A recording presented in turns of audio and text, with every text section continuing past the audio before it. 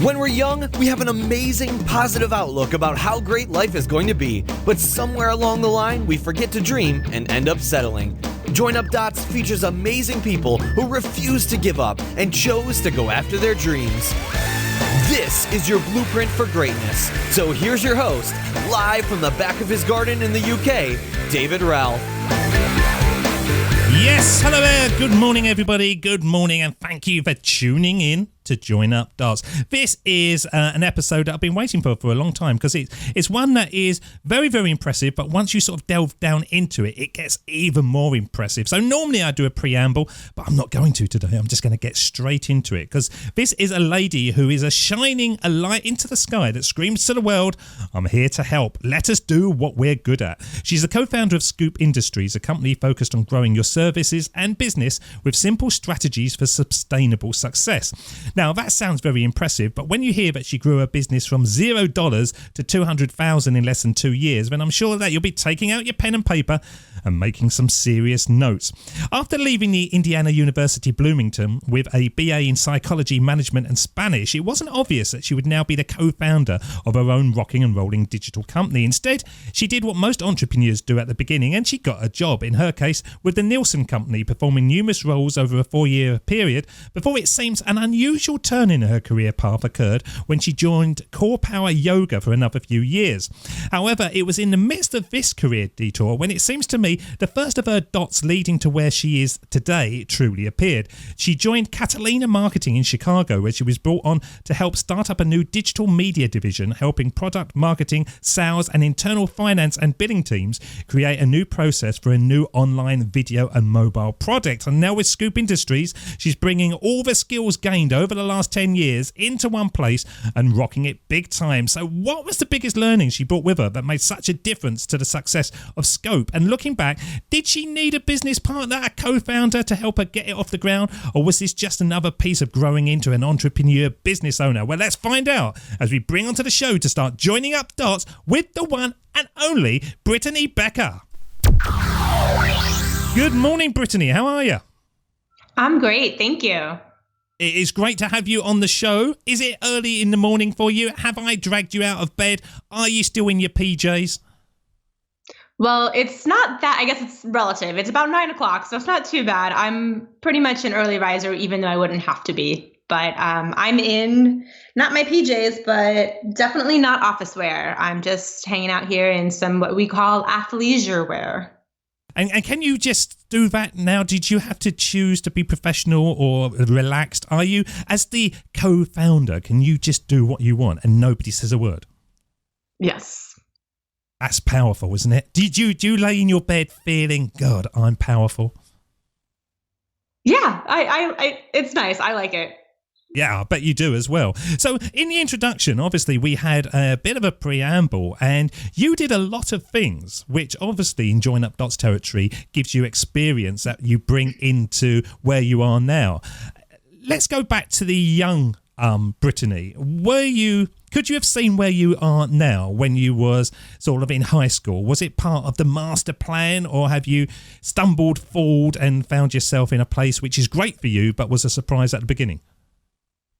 Oh, all kinds of stumbling, and it was a surprise. If my 18-year-old self would be very shocked and pleased, but also just shocked that this is where life has ended up. And I was not one of those, you hear a lot of stories of entrepreneurs since day one, lemonade stands and all of that. Yeah. And that wasn't me. That wasn't my story. I was always open to lots of possibilities. So while it's a shocking turn, ultimately kind of where I've ended up on this path, I think in my brain, I always, I was someone who always looked at all the different possibilities. So it wouldn't be such a far stretch to imagine, but it was not the ultimate master plan. No. And did you have the lemonade stand? Because I talk about this. From the United Kingdom, this sounds like madness, that kids set up these things and people will just buy them. God forbid what they put in them. Over here, we wouldn't touch it. We would pay them not to drink it. Did you do that? I did not. I think I may have been roped into one with some cousins one time or something. I will also preface this that I grew up in a very small quote unquote picturesque little American town in the middle of nowhere. So it was not as quote unquote scary as I could imagine it today. Like I could not imagine ever letting my child do that today. So if I had a child. Oh, absolutely. There's plenty of years for that, and there's plenty more poisoning of strangers buying these drinks as they drive past. So right. Interesting. When you was in a situation in a very small town where perhaps the town kind of grew up and expected you to operate in a certain way. Has it been a stretch to separate yourself from where you grew up? Now you moved to Chicago and you really tested yourself out. Yeah, it is definitely, there were definitely, preconceived attitudes of what was successful and what wasn't successful, growing up in a relatively conservative, like most small towns are.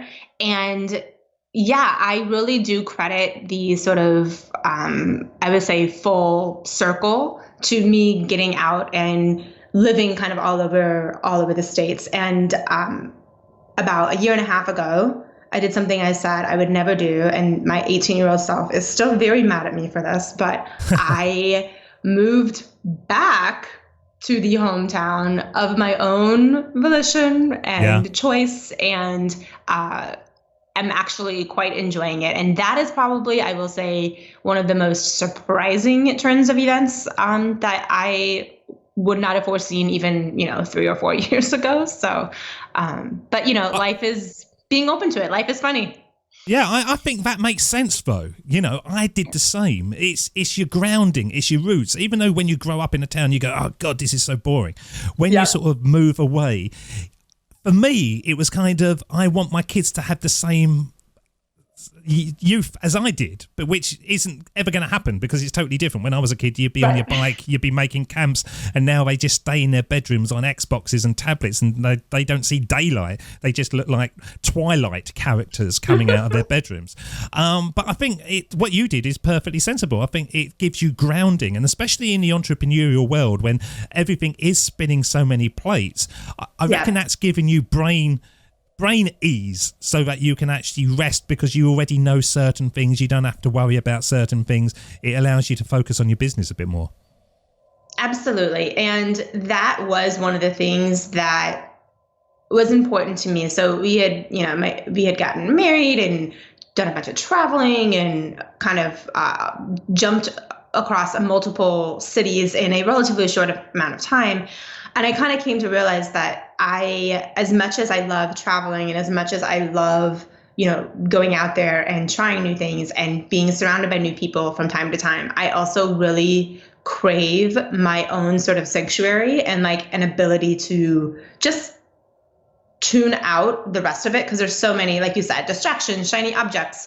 There's never the end of a to-do list, right? So it's been really good for, I would say, just my own outlook and, my anxiety and just my health, frankly, to be in a place that's moving a bit slower than I do in my day-to-day sort of business life, if you will, versus living in a place like a downtown of a city or a big city where it's that same kind of high energy buzz and vibe all the time.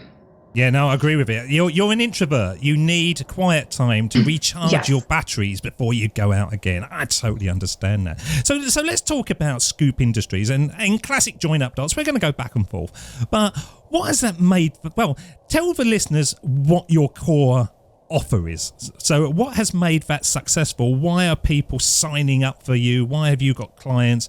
Why is Scoop Industries doing what you hoped?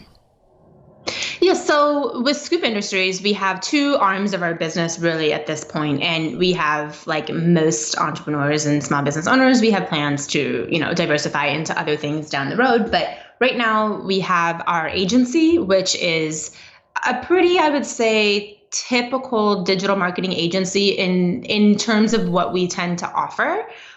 We are not so typical in the way that in some of our philosophies. So we do work primarily with service-based business owners and professionals, so people that are actually working with clients versus someone trying to, find the passive income dream and, make a course and all of that.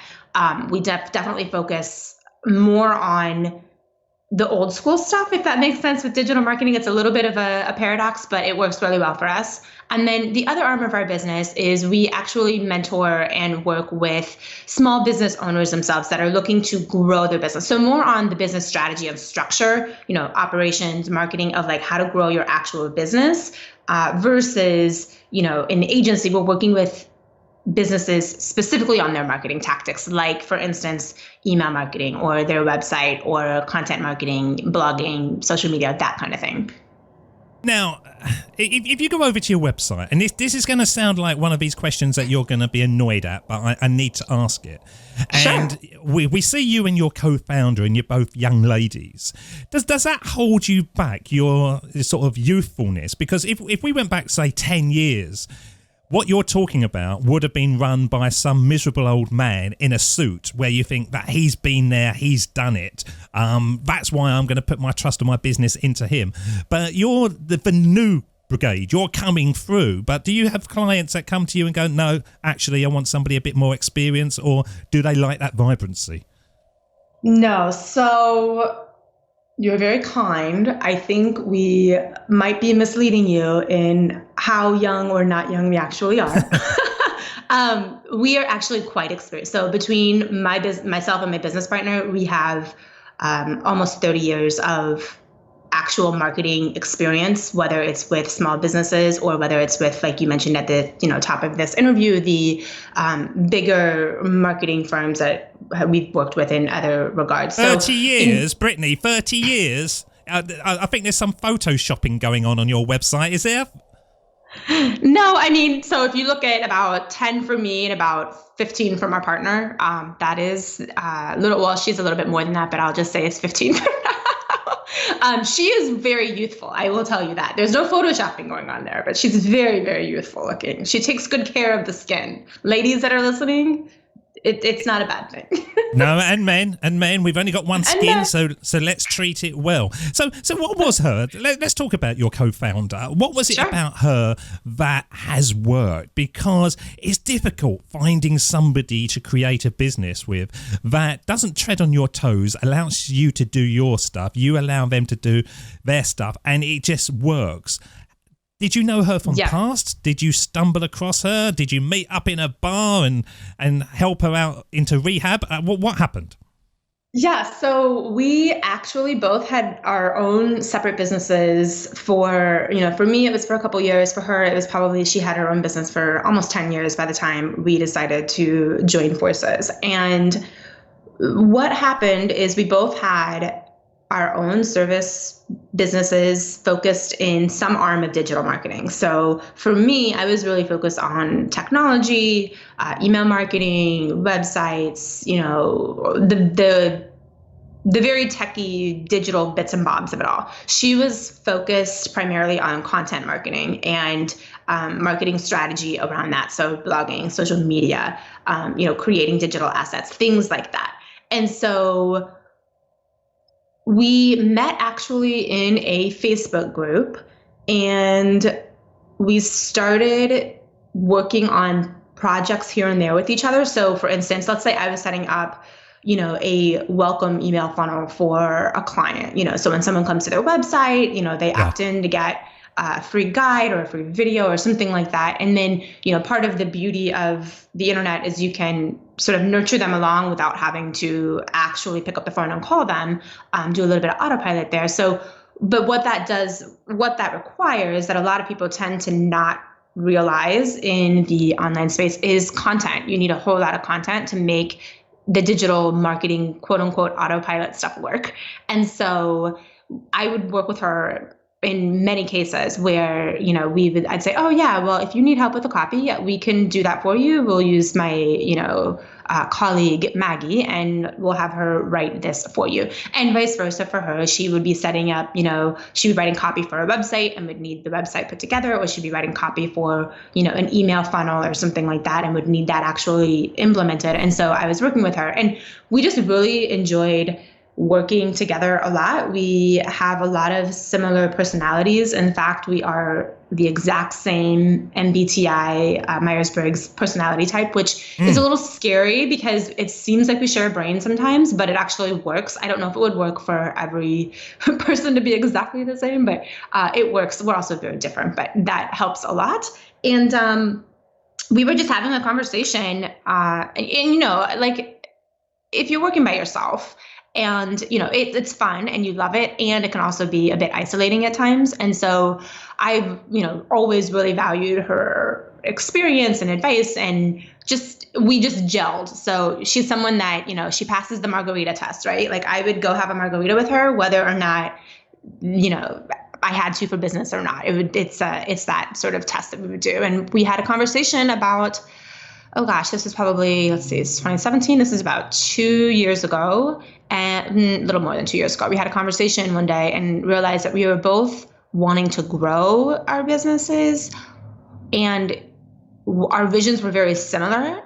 And we were already doing so much partner work together on specific projects that we just sort of started exploring what it would look like to sort of co-found something and have a bigger digital marketing agency sort of presence, and also have a little bit of fun having a partner along the way. And we spent a little over 9 months really hashing out everything, having all the hard conversations and, setting plans in place and things like that. And I think that, it wasn't something that we went into lightly. We knew each other for many years. So, yeah. Well, that's a key thing, isn't it? The preparation, because so many people will go, I like this person, I go out for a beer with them, but it doesn't mean that they're going to make a good business partner, and vice versa. So I'm going to share something with you, Brittany. I'm not sure if you understand this, but it's true in my house, but ladies can be quite moody. They can be quite moody first thing in the morning. They can be quite moody in the evening, lunchtimes, sometimes, afternoon, definitely. What happens when the two of you are both in your moody period? Do you sort of walk away and just sort of let it fly, or do you just go, just blast it out? How does that operate? Well, I will say that we are both very, very self-aware, and it's actually something that I think is truly important if you're going to have a business or really anything in life, is to be a little self-aware and realize, I'm just not 100% myself right now, or I need to do this, and knowing what you need. So there's times where I'm like, hey, you know what? I am just not feeling it right now, and I'm going to be offline for the next couple hours, or I'm just, you know what? We'll pick this conversation up tomorrow or next week or whatever it might be. And we're pretty, I wouldn't say things blow up. We're both pretty chill and aware enough that we both know we need our own space. And we both know that, we know what we need, and we're not afraid to say, hey, I need this, and I'm going to, take care of myself here first, and then we'll come back to it. And that's just part of it. And you just realize that is just part of life, and that's just, it's just part of life, and you got to work through it, whether it's, a moodiness, or whether it's someone sick, or whether, whatever it is, you just kind of work through it, and you've got to ask and say what you need. You can't just go on being Superwoman the entire time. I can't do it. I can have a business partner. I think I'm at my core a control freak, and feel like I can do everything better than the other person. I don't give them the breathing space to be able to go out and make mistakes, which is strange, because when I was a corporate manager, a team manager, I was brilliant at letting people flourish. But now it's my business. It's kind of my baby. I don't allow people in. Is that a mistake, Brittany? Am I making a mistake? Do I need you to work with me? Do I need somebody else? What do you think? I think if you know that you are a control freak, I think, and that it's working for you, absolutely keep going on by yourself. It's definitely, there's not a lot of partnerships, because I don't think a lot of them end in success. And it's a conversation that Maggie and I have very candidly when people ask us about it. And we also are, very frank and honest with each other as well. And I think it's harder to have a partner business ultimately, but if you can find the right person, it is worth it, and it makes it so much easier. So for me, I'm also a control freak, and I am going to speak for Maggie, and she is as well. And so sometimes there can be, I'm controlled about this, I'm controlled about that. But what we do that helps us in our partnership is we each have our own domains, right? So when we decided to join up, we were not two of the same, which I think is why this works so well. She was very much we call her the content queen. She has a way with words. She just knows that. She just can do anything with words and make it amazing. I can write. I mean, I blogged for years. I can do it, but I am not that is not my zone of genius. And likewise, she is never going to go try to, set up the technology backends, bits and bobs of, a website or email marketing funnel or, Facebook ads or whatever. And that gives us our respective areas of the domain. So we're allowed to be, I guess we're sort of allowed to be our control freaks in our respective areas, and just realizing that even though we're partners, we each have the areas where we sort of, for lack of a better word, reign supreme. So, I'm always going to default to her in the content, and she's, going to default to me in the tech. And not that doesn't cover everything, of course, but I do think that having some roles there helps. And it also helps, I think, from feeling like you have to wear all 17 hats when you're running a business. Yeah, it is difficult. It really is. Now, let's play some words now, and let's delve back into your story. Jim Carrey. My father could have been a great comedian, but he didn't believe that was possible for him. And so he made a conservative choice. Instead, he got a safe job as an accountant. And when I was 12 years old, he was let go from that safe job. And our family had to do whatever we could to survive. I learned many great lessons from my father, not the least of which was that you can fail at what you don't want. So you might as well take a chance on doing what you love. Now, you sound like you're doing what you love, but at the beginning you said it was a surprise that you got there.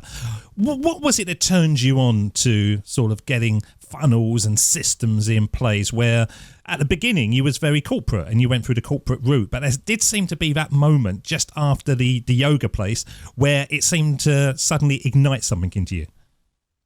Yeah, so I think the initial spark was actually in that first job that I had. I was afforded what I considered some great flexibility in my work. So of course I was doing the typical sort of, 9 to 5 or, 8 to 6 or whatever, the typical sort of office job. But I was also put into a position with quite a lot of responsibility, and I earned a lot of respect from the people around me. And so I was in front of a lot of big clients, traveling to, meet with them and, help them. And, obviously with other people on my team, I was not this like prodigy of a young person, but, on a team that was going there. And there was something about that idea. And I had a couple of my early bosses were very much of the fact, do your work and get it done. And, then if you want to cut out at 4:00 or whatever, and you can, then you can. And it wasn't something that happened every day by any means, but that sort of idea in my head that was where the spark came for sure. And in fact, I almost left the corporate world a lot earlier and to go back to school, because it was definitely that little thing, somehow wedged somewhere in my brain that, this is cool, but I can't do this for the next 30 years. And so I didn't leave, obviously, until a number of years later. But it was flexibility, hands down. And once I had a taste of it, I didn't want anything else that couldn't be flexible, right? That idea of once you get your work done, your work's done, and then you can do whatever you want to do. And that, to me, was probably the first reason why, and still to this day, is one of my, core, tenets of why I do what I do, but having that ability to be flexible. You're like the poster girl for Tim Ferriss's 4-Hour Workweek, which was the classic book that changed my life. why am I sitting at this desk for 8 hours a day? I've already done my work. Why can't I go home? But yeah, I agree with you totally. And so with all the structures and the procedures going forward, that is your core focus, is it? That nothing can paint you into a corner of a room. Yeah, I think so. I like the flexibility. I also love the idea of I don't want to say like a game, because I am not. Whereas Maggie, my business partner, she would tell you that running a business is a game. Like, it's fun. Like, let's see how much money we can make. Let's see how much we can do here, because it's just a game. But what I do enjoy doing is sort of looking at all of the pieces and figuring out like a more creative, or I guess non-traditional or unconventional way to arrive at what you actually want. I think there is a ton of, marketing propaganda, whatever you want to call it, out there about, you must have, this much money, or you must have this kind of house, or you must have this. And, the only way to do that is to sit at a job from 9 to 5 for, 35 years plus, and then, sock away some money into your retirement account. All of you UK people have a little bit better, I've realized, but, that whole idea of like, this is what has to happen, but actually you can figure out little shortcuts, or you can figure out little quote unquote hacks and make your life a little bit more fun and enjoyable in the moment. Because, and this, but I don't want to wake up, 10 years from now and be like, wait a second, like, huh? What? Why? And I do think that little clip that you played of Jim Carrey, that is just it just hits the nail on the head in so many ways, in terms of, I started my career just before the 2008, meltdown, or whatever we want to call it. And I saw lots of people, my friends, my colleagues, people get laid off and let go and downsized, and, pay cuts and hiring freezes and all of that. And again, I was very grateful to have what I had at the time, but I knew that I did not want my success to be determined by someone else, like having no, kind of going back to the control freak thing, right? Like not being able to be at least somewhat in control. But it makes total sense, doesn't it? It makes so much sense. Why would any of us put our life in control of somebody else? I don't get it. I've got a daughter who's done incredibly well in a career. She got right to the top in a legal profession in London. Now she's had a baby and she's desperately trying to balance both. And I said to her the other day, if you had stopped halfway down the ladder and then transitioned to build your own business, you could then have the freedom that you want. But she didn't. She just wanted to get up and up and up this ladder, higher and higher and higher. And now she's kind of just trapped up there, holding a baby in one hand, thinking, how the hell do I do this? How do I climb down? I just don't get it, Brittany. I just don't get why. And, I'm speaking as somebody who spent many, many years going to a corporate job because I didn't realise there was anything better. And fortunately, the internet came along and just changed things. And we've got such a low entrance point to creating a business now that we can literally take a punt at it. We don't actually have to invest a huge amount of stuff. We can do it in our own time. We can do it in lunch times. We can do it in the evening just to get something going. But people don't, do they? They're just interested in getting to Friday, getting down the pub, having a few beers, moaning about their boss, and then Sunday afternoon, oh God, I'm back at work again, and then going again for 35 years. Madness. I agree. It's madness. And I think, I will say that it's I think there's a lot of things that go into this. I get why people do it. I really do. Why do they do it? I don't. Well, because it's the safe thing. It's the thing that they're supposed to do. It's the thing that the rest of society is doing. So the rest of society can't be wrong, right? And it's just that mainstream mentality. It's, and generationally speaking, it's what the majority of people have done over the last, 40, 50 plus years, is that, you work and you get a paycheck, and then you do this and you save it, and then you retire, and then that's, and that's just kind of how it goes. And there aren't as many models out there. There are more now for sure, which I think is fantastic. But I can see why people are maybe fearful to do that. I also will be the first to say that while I can't imagine another path for myself. I don't think it's a path for every single person. I agree with you. I totally agree with you. And there's some people that I used to work with that were delighted to just come in, move paper from one side of the desk to the other for 9 hours and then go home and then get there 2 weeks. Yeah, I agree with you. But I think the next generation coming through, we've got to say to them, you don't actually just have to get a job. I say to my kids all the time, just do what makes you happy. Just enjoy it. Just go out there and do the classes, choose the lessons you need to do that are you're gonna find it enjoyable. Don't do it that it looks good on your resume, just do it. And I think if you can find something that you really enjoy, you put more effort into it, you get better at it, and then people notice you, and it just keeps on moving forward. You find something that you don't like, you're going to end up sitting in a downstairs toilet talking to yourself because you don't want to go anywhere.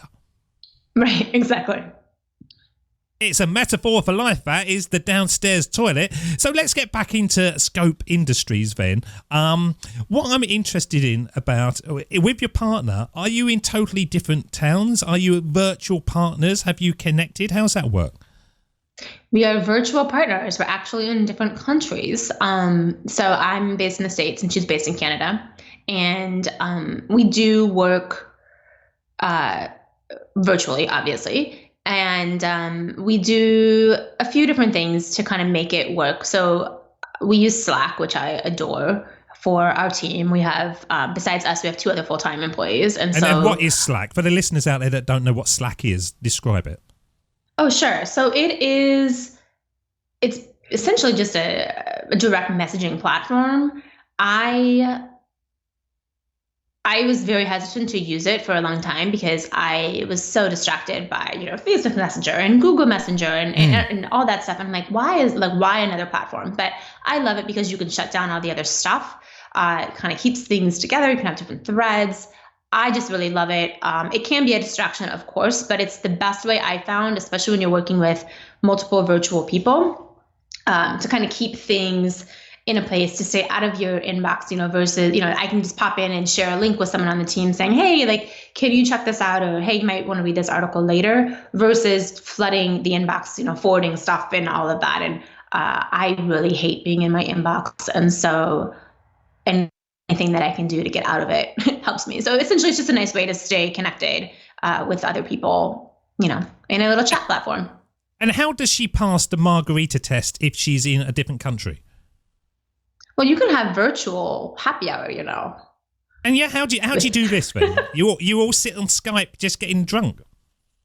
No. But I've met her in person many, many times. So I would say we make it an effort to get in person at least 4 times a year. So about once a quarter or so. Whether we're going to we like to go to different conferences or events throughout the year, and that's a great natural way to do it. And also sometimes she'll come here, sometimes I'll go there, just to be in person and get some stuff done. There are things that the virtual wizardry that we have today is amazing, and it allows us to do so much that we couldn't even do this even 10 years ago, right? In the way that we're doing it now, but. There's something powerful about being in person with other people too. And so we know that we make that a priority for sure. So when you look at growing your business, let's take it right back to the very early stages. You had your 9 months preparation. You sat there saying to each other, this is what we're going to do and everything's going to go right. Did it go right off the bat, or was it a struggle? Was it just pleasant? What happened right at the very beginning of Scope? Yeah. So, while we were planning this, we were each also still respectively running our own very successful businesses, right? And so we sort of thought, okay, well, in this case, 1 + 1 is going to equal 3, right? Because we're putting my business together and her business together, and then we're definitely going to make, it's going to be even better because we're going to get more projects and all of that. Well, it didn't quite equal out to be that. It was more like 1 + 1 equals just about 2, because there are, whenever and this goes for anyone that's thinking about bringing on any kind of help, whether it's, an employee or a VA or a project manager or a business partner or whatever, is that every time you add more people into the mix, your time, and I know you know this from your corporate management days, but your time gets chipped away at more and more. So, the kind of work that I was able to do on my own was not the same level that we were able to move together. However, so that was a little bit of a learning at first, right? So, okay, well, we need to adjust this. But what I will say is once we kind of got through those initial hiccups, and I think the one thing too is what we thought, and this is probably just a metaphor for life, I guess, but what we thought it was going to be at the very beginning when we started is not what it is right now exactly, right? You go down different paths and you realize, oh, that isn't exactly what I want it to be. We're going to do this instead. Or, oh, look at this opportunity. We're going to jump on that opportunity right now and we're going to ride that for, the next 6 months. And so there's definitely been little things like that I don't think we could have foreseen, nor did we really think would come up. I think we just thought, oh, well, we'll just do this and it'd be, business as usual. And it wasn't, but it wasn't exactly a bad thing either. It just was unexpected. And they were unexpected surprises and also I would say unexpected perks. One of the things that I love is I love knowing that there is someone else who cares as much as I do about it. And that's something that is really hard for non-business owners to wrap their heads around. I don't have kids, but I would imagine it's probably a similar sort of thing. Like, your partner is probably the person that cares the most about this, child that you have. And, it's nice to have that, so that shared responsibility. And I feel the same way with the business and having a partner. And that was something that I didn't realize how great that would feel when we were going through the whole, let's start this partnership situation. But there's sometimes we would be quite happy to throw our kids down the stairs. There's times that no matter how much you love these people, you think, oh, I could do without it. Did you ever have that with your business? Do you ever think, oh, actually, I wish I could just start again. I could start again and just sort of do something a little bit different? Well, yeah, I think that's part of the whole, being a business owner or entrepreneur or whatever you want to call it. You always think, man, if I knew what I knew, now 2 years ago, I could, so let me start again or let me try this. And I think that's just a reality, honestly, of being someone who is creating your own sort of, destiny, I guess, if you want to call it that. But, and we realize that. We know that.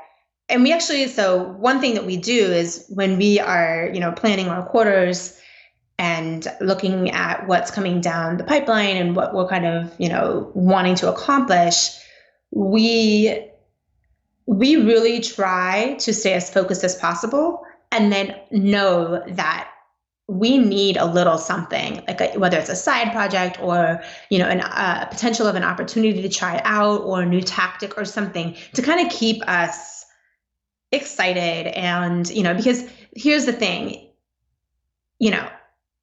as much as I love the fact that I work for myself and I have the flexibility and the freedom and the, just the ability to do that, it also can become very mundane very fast, right? Because you get kind of used to it and you kind of realize, oh, like this.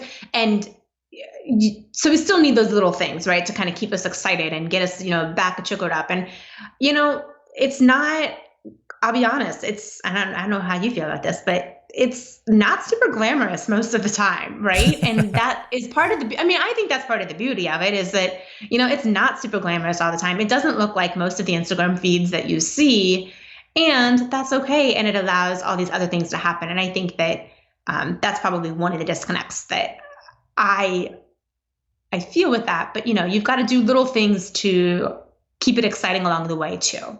Yeah, I had a period about 6 months ago, but I actually felt like, even though I have worked incredibly hard to get Join Up Dots to one of the biggest shows out there, and it's everything that I wanted, I felt like I wanted to smash it to pieces. I felt like there was no escape from it. It was just constant. It was just me just doing it all the time.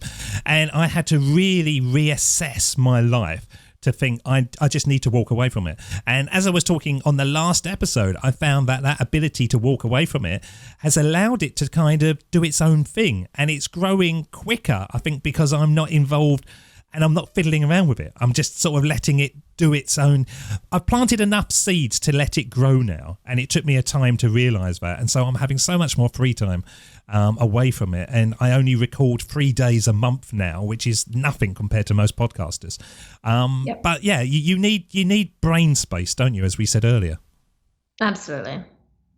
So I'm going to play some words now, and these were the words that were left for us. This was a gift from the late Steve Jobs, and it became the whole foundation of Join Up Dots, and also the foundation of so many people's lives as well. Here he is, Steve Jobs. Of course, it was impossible to connect the dots looking forward when I was in college, but it was very, very clear looking backwards 10 years later. Again, you can't connect the dots looking forward. You can only connect them looking backwards. So you have to trust that the dots will somehow connect in your future. You have to trust in something. Your gut, destiny, life, karma, whatever. Because believing that the dots will connect down the road will give you the confidence to follow your heart, even when it leads you off the well-worn path. And that will make all the difference. Now, your path has gone on a route that you probably couldn't have expected, but can you look back and join up all your dots? Does it make sense to you now? Actually, yeah, it really does. And I think that's so true. It's hard you can't predict it or forecast it. But yeah, every little thing, and this is super cliche, but it really does happen for a reason in some way, shape, or form. If you're willing to get the lesson from it or be open to, that maybe you don't know everything about life and that there are still some surprises in store, and, listen to those little sort of inklings of, excitement or spark, oh, that might be something interesting to try. Well, don't dismiss it initially because it's not conventional, or, when I went to go work at a yoga studio for a while, people thought I had lost my mind because I was like, oh, it'd be fun. Like, I love yoga. I teach. It would be fantastic. I could do fun marketing and management in a different way that, I hadn't done. And I'm so glad I did, because it was the first, it was the first real taste of the idea of having your own business or having your own, path to being able to create something beyond just your 9-to-5 paycheck job. And looking back over everything, I suppose we always call it the big dot moment. But do you look back at a moment when you go, yeah, that's really when the clouds parted, the light came down on me, and I thought, I know what I'm doing. I know where I'm heading. Oh, man. I don't know. That's such a great question. I do think that the amount of clarity and just internal sense of self that I felt when I left Neilson left the corporate world for the first time and went, into yoga, I think that was the first spark for me. I don't think that wasn't it, so to speak, but that was probably the first moment where I realized, oh, like I can do something other than what I thought I had to do, which was the 9-to-5 kind of corporate gig. And that, that opened up my eyes to a whole new world. I did not know that world existed. Everyone I knew growing up had a sort of corporate type job, and that's just what you did. That is what you did, and you're breaking it big time. So just before we send you back in time on the Sermon on the Mic to have a one-on-one with your younger self, what's the plans? If you could join up your dots going forward, what's the plans for both Scoop Industries and yourself personally? Well, I think that I know there will be a lot of diversification in the coming years, and as much as I love all of the things that I've done this far to get success and be successful, those will continue to happen. But luckily, we're at a point where things are stable enough to look forward to the next sort of ventures that will happen within Scoop. And that's a really exciting time. I don't know what exactly those will be. And again, I think some of them will probably surprise me because everything has been a surprise thus far. As far as personally, I know that my husband has a restaurant, and I know that that is booming and growing. And so I love also being a part of that small business, and I can see myself doing a little bit more with that, just having fun, right? I'm in a point where I'm realizing that running your business also can be fun, and not that it's not fun anyways, but you get to a point where you're hitting success, month after month after month after month, and it's great. But if you don't check in back with yourself, kind of like what you're saying, you tell your kids, like, have fun and do what you love, it's also really easy to then have that turn into another job for you if you're not careful to kind of check in with yourself and see what you're enjoying and what's fun. And so yeah, I think over the next, I'd say 3 to 5 years, we'll have more diversification and more outlets for just fun and learning in a changing landscape, because the internet is, quote unquote, relatively new-ish, but it's also been around quite a bit, that it's becoming, this idea of, entrepreneurship and doing your own thing is becoming more and more mainstream every day. And with that, there's definitely things that need to be diversified from that. And so, or there's more opportunity to diversify from that. So I look forward to that. Brilliant but who knows? stuff. They could be completely wrong, and that doesn't follow anything. And that's the plan, isn't it? That's the plan, to just let it go with the flow and see what happens and make the most of every opportunity that comes your way. And probably if you force it, they're generally not the right opportunities. Well, this is the part of the show that we call a sermon on the mic, when we're going to send you back in time to have a one-on-one with your younger self. And if you could go back in time and speak to the young Brittany, what age would you choose and what advice would you give? Well, we're going to find out, because we're going to play the theme, and when it fades, you're up. This is the Sermon on the Mic.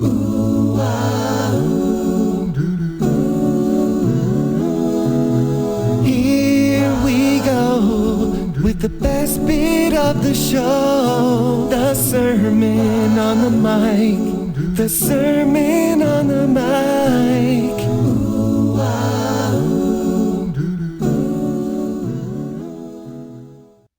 All right. So I would go back to the Brittany of about age 20 to 21, about halfway through university, and really, first time out on your own and thinking about all of the possibilities that are in front of you. And I think there's a few things that I would want that Brittany to really understand and to take with her is, and I think the first thing, it's very simple, but it's something that throughout the years I always thought about, but I never really did it. I just kind of let it roll around in my brain, and get comfortable with journaling and your thoughts, and don't dismiss them as being just, little fanciful notions.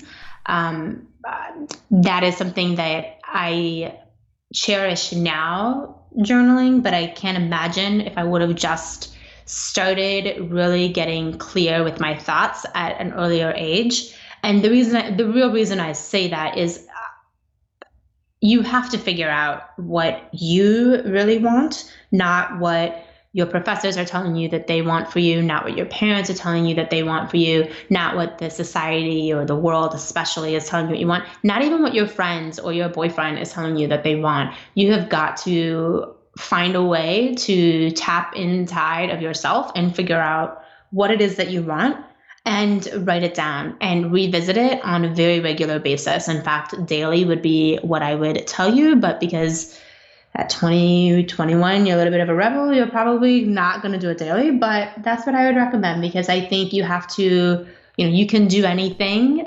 but you can't do everything, like the quote goes, and getting very clear on those things will help. And you're not going to know the answer immediately, but you'll be able to see and track the things that stay constant over the different days of the month, over the different months of the year, and over the years. You'll be able to see what stays constant and what kind of drops away. And once you realize that, and it's really hard to do. And it's a little bit cliche, but do what you want to do first and everything else will follow. This does not mean to be overly selfish and unkind. It just means to really stay true to your path and not be afraid to go against the current, because a lot of what you're going to want to do is going to go against the current. Self-awareness is the thing that will change your life. So if you can be self-aware a little earlier, that would be fantastic. So yoga, start meditating, again, journaling, just really getting clear with that, and setting in motion a plan for yourself. And if you're not sure who you are or what exactly, is going on there, I do think that some personality tests are super helpful. You don't know this yet, but you're an introvert and you are trying to fit into the societal role of the extrovert. And that is causing internal angst for sure. So really kind of understanding where your strengths and your weaknesses are is something of a tool that will only help you as you continue going on through life. And final little piece of advice is always live below your means. It's a very practical piece of advice and one that you'd stick to for the most part, but live below your means. You will be ever grateful no matter what you decide to do with your life. Great advice. And so if you're seeing that handbag that you think you've got to have, just put it back down. Put it back down. Brittany, what's the number one best way that our audience can connect with you? They can find us over, honestly, at our website, scoopindustries.com, or you can follow us on Instagram at Small Business Boss, and that is where we do most of our regular updating and connecting. Brilliant stuff. We will have all the links on the show notes. Brittany, thank you so much for spending time with us today, joining up those dots. And please come back again when you've got more dots to join up, because I do believe that by joining up the dots and connecting our past is the best way to build our futures. Brittany Becher, thank you so much. Thank you very much. I had a wonderful time. Brittany Becher, wasn't she lovely?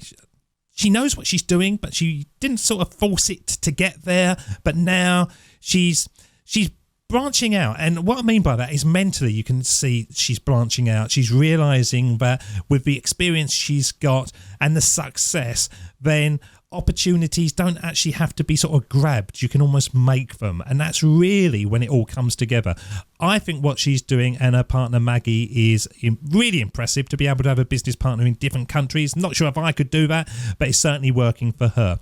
Well, thank you so much for listening to this episode of Join Up Dots, and thank you for everyone who's been leaving ratings and reviews on iTunes. Haven't seen many of them recently, but please, it really becomes a big thing for us. And until next week, we will see you again. Cheers. See ya. Bye-bye. David doesn't want you to become a faded version of the brilliant self you were once to become. So he's put together an amazing guide for you called the 8 Pieces of Advice That Every Successful Entrepreneur Practices, including the 2 that changed his life.